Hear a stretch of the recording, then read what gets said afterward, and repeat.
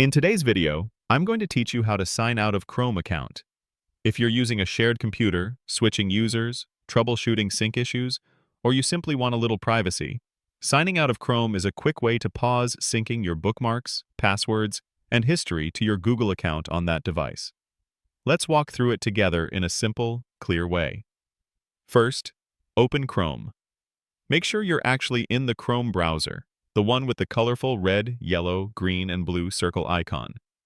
Once it's open, look to the very top right corner of the window. You'll see a small circular button that shows either your profile picture, a generic silhouette, or a single letter that stands for your account's initial. It's usually right next to the three-dot menu icon.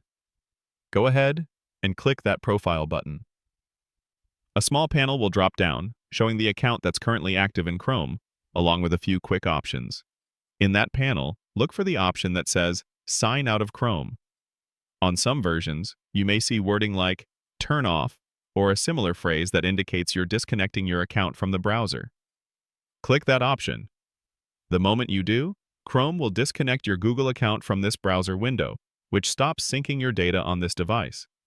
Your bookmarks, history, passwords, and other items that were already synced remain safely stored in your Google account online, but they will no longer update here unless you sign in again later. Depending on your setup, Chrome may ask whether you want to clear local data from the device. Read that prompt carefully and choose what fits your situation. If you're on a shared computer, removing local data can be a helpful privacy step. If it's your own device, you might prefer to keep it. A quick note on what this does and doesn't change.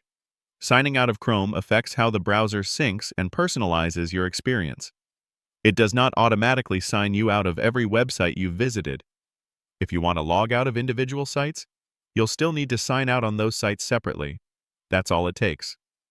Open Chrome, click your profile button in the top right, and select Sign out of Chrome.